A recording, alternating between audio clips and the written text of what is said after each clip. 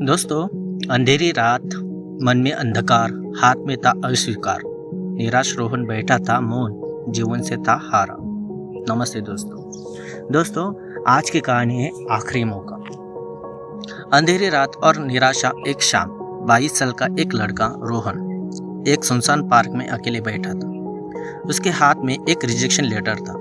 उसका सपना था कि वह एक बड़ी कंपनी में नौकरी पाए, लेकिन यह उसका तीसरा रिजेक्शन था।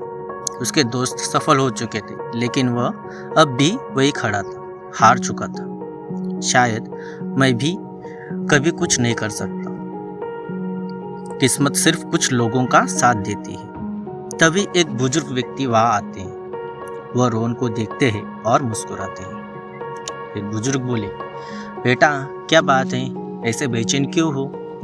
रोहन उन्हें अपनी कहानी बताता है। बुजुर्ग शांत रहते हैं, फिर एक छोटी सी कहानी सुनाते हैं। बुजुर्ग ने कहा, एक बार एक सिपाही जंगल के मैदान में हार गया।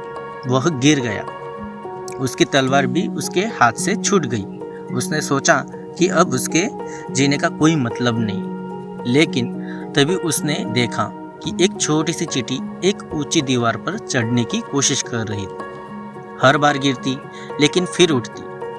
99 बार गिरने के बाद 100वीं बार में वह सफल हो गई। सिपाही ने सोचा, अगर एक छोटी सी चींटी 100 बार कोशिश कर सकती है तो मैं क्यों नहीं। उसने वापस अपनी तलवार उठाई और वही जंग जीती जिसे उसने सोचा था कि हार चुका है। रोहन को एहसास हो कि उसने अब तक सिर्फ 3 बार ही कोशिश की है, लेकिन शायद उसका आखिरी मौका अभी आया ही नहीं था। वह घर जाता है नए जोश के साथ और एक नए तरीके से तैयारी करता है। अगले महीने उसका एक और इंटरव्यू होता है और इस बार वह सफल हो जाता है।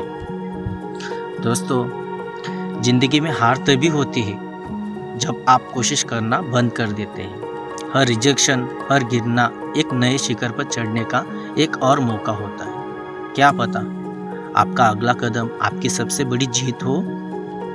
दोस्तों, फिर आगे 1 साल बाद वही पार्क, वही बेंच, लेकिन इस बार रोहन किसी और लड़के को प्रेरित कर रहा था जो हार मान चुका था। देखो दोस्तों, ये जीवन का चक्र है, चलता ही रहता है। ये कहानी हमें एक मजबूत संदेश देकर जाती है। कभी भी हार मत मानो, क्योंकि अगला कदम आपकी जीत की शुरुआत का हो सकता है। धन्यवाद दोस्तों।